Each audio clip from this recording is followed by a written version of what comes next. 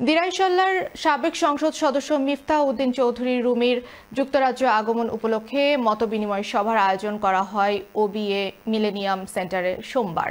বিস্তারিত জানাচ্ছেন আমাদের নর্থ ইংল্যান্ডের বিশেষ প্রতিনিধি সৈয়দ সাদেক আহমদ।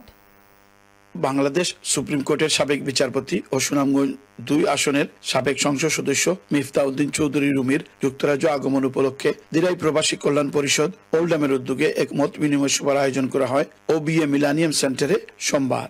সংগঠনের সাধারণ সম্পাদক কবিরুল হক কবিরের পরিচালনায় ও সাবেক সভাপতি আব্দুল মতিনের সভাপতিতে বক্তব্য রাখেন কামাল হোসেন, লিটন চৌধুরী, ব্যারিস্টার মাহদিন চৌধুরী, মল্লিক মুহিদ, শাহরিয়ার কুরেশি, শিউল চৌধুরী ও নিক্সন চৌধুরী সহ আরো অনেকে।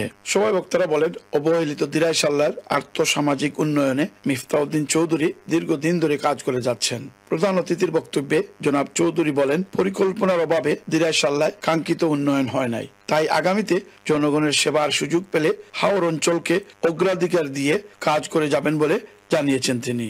এই অপরিকল্পিত কাজকর্মের জন্য আমাদের যে ফসলের হাওরগুলা এগুলো নষ্ট হচ্ছে, আমাদের নদীগুলা সিলটাপ হয়ে গেছে, বছর বছর বান্ধ হয়, বছর বছর ভাঙে, এই মাটিগুলো আবার হাওরে পড়ে।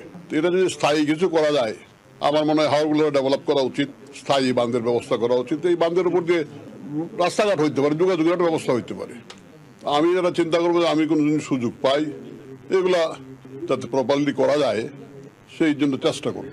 এদিকে ওল্ডামের মেয়র কাউন্সিলর এডি মোর্সের আমন্ত্রণে মেয়র্স পার্লারে মিফতাহ উদ্দিন চৌধুরীর সম্মানে এক সম্বর্ধনার আয়োজন করা হয় সন্ধ্যায়। অনুষ্ঠানে উপস্থিত ছিলেন ওল্ডাম কাউন্সিলের deputy leader councillor Abdul Jabbar MBE, councillor Abdul Malik, councillor Nazrul Islam, Shahinul Islam ও ফয়সল চৌধুরী সহ আরো অনেকে। মেয়রের পক্ষ থেকে অতিথিকে সম্মাননা ক্রেস্ট প্রদান করা হয়।